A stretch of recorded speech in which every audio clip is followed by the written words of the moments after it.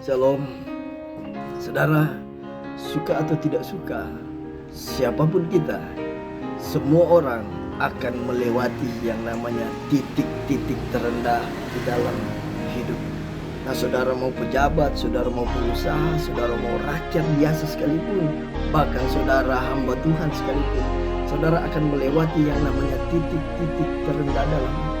Dan ketika masuk di dalam fase titik terendah orang, banyak orang itu kehilangan arah, banyak orang itu yang blank, banyak orang yang putus asa, banyak orang yang kecewa, sakit hati yang begitu menakutkan. Nah, mungkin bisa jadi titik terendah orang itu bicara tentang finansial, dia gagal dalam usaha. Bisa jadi titik terendah orang dia kehilangan pekerjaan. Mungkin titik terendah orang bisa jadi dia sudah melamar pekerjaan, mencari pekerjaan tapi tidak kunjung dapat. Bisa jadi hal ini bisa membawa orang ke dalam satu titik terendah sehingga dia berkata, saya putus asa, saya menyerah. Nah, itu bisa jadi titik terendah orang. Ada juga orang titik terendahnya bisa jadi sakit.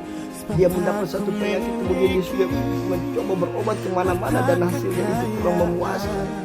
Dan hal ini membawa orang ke dalam satu titik, dia sudah putus asa.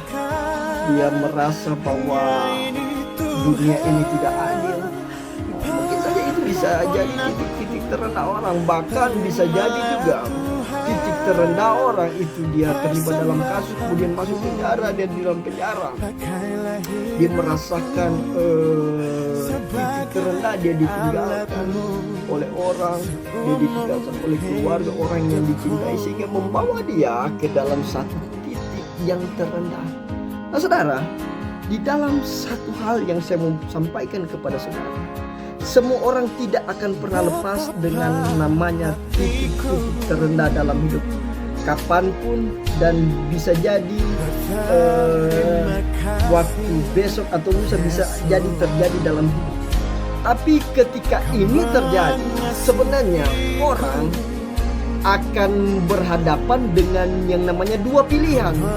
Yang pertama, ketika melewati fase ini dan berada di titik ini, orang yang pertama, dia akan menyalahkan keadaan, dia akan menyalahkan situasi, bahkan dia akan menyalahkan Tuhan, bahkan dia akan menjauh dari Tuhan, bahkan dia akan sangat kecewa dengan Tuhan. Bahkan titik terendah ini akan membuat orang yang pertama, dia akan marah, bahkan benci, bahkan dia akan meninggalkan Tuhan. Itu titik yang pertama. Itu hal yang pertama. Tapi hal yang kedua, ketika ada di dalam fase ini, ketika dia tahu bahwa masalah, dia ditinggalkan, dia punya pergumulan, tapi ketika hal ini yang terjadi, orang yang punya positif, bahkan dia rohani, dia akan tahu bahwa ini hal yang luar biasa. Ia akan membawa dia semakin dekat, semakin cinta, dan semakin takut dan hidup dalam Tuhan. Kenapa saya bilang begini? Karena sebenarnya di dalam Ibrani dituliskan di situ ada satu ayat yang bilang begini. Saya buka ayatnya ini, Ibrani pasal yang terakhir ya. Nah, di situ Alkitab berkata begini, ayat yang ketujuh. Sebab itu, seperti yang dikatakan Roh Kudus, pada hari ini, jika kamu mendengarkan suaranya, jangan keraskan hatimu seperti dalam kegeraman pada waktu pencobaan di padang gurun. Jadi ketika pencobaan itu datang, jangankan keraskan hatimu. Jadi engkau berbalik kepada Tuhan dan engkau semakin cinta dan hidup dalam firman Tuhan. Dan juga ada ayat lain yang sebenarnya menjadi satu referensi dari pembicaraan ini, yaitu bicara tentang Ayub pasal 23 ayat 10. Di situ Alkitab bilang bahwa ia tahu jalan hidupku, ketika ia memuji aku akan timbul seperti emas.